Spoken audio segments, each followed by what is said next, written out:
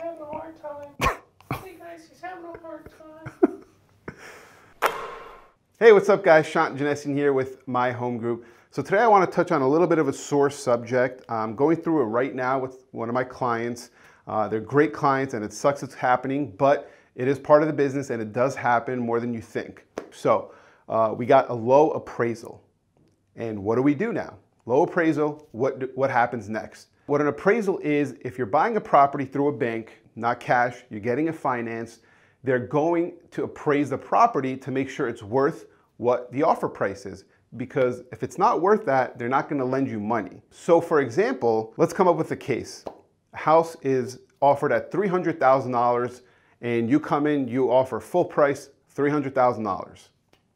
Perfect, right? Everyone's happy. Seller's happy, buyer's happy. Now, you go through your inspection period. Remember, we had a video on that. If you haven't watched it, go back, check it out. But you went through all that, the appraisal comes in.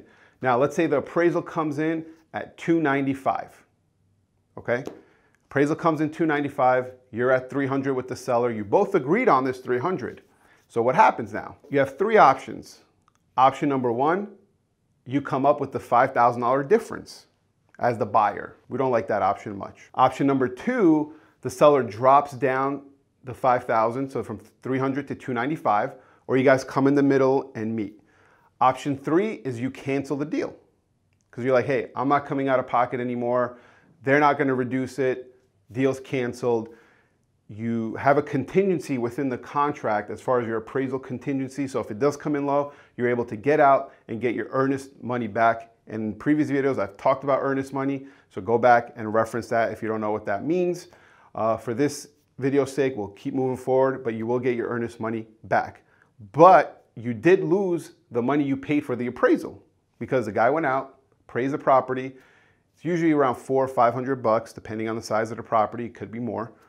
And now you paid that money to that person to come out. They did their job, they get paid. Regardless of whether you liked it or not, they still have to get paid. So right now you're $5,000 short, right? And everything that's led up to this point as far as negotiations with, you might have asked for closing costs. You might ask the seller to cover some of your closing costs. You might have asked for the seller to do some repairs that you found on the inspection report. Now, after all this, everything is back to renegotiations. So the price is renegotiable, the repairs you requested are negotiable, the closing costs that you requested and they agreed to are now negotiable. So everything is back on the table. That's what happens when you get a low appraisal. It kind of messes up the deal. It's back to the agents to renegotiate on both parties, whether seller or buyer. And you just have to come up with an agreement that works for everybody. If not, cancel the deal. Unfortunately, it sucks. And you just have to move on. Hope this video helped. I know it's short, but just wanted to touch on this sore subject that I know sucks when buyers and sellers go through it, but it does happen. Hope you guys enjoyed it. See you guys next time.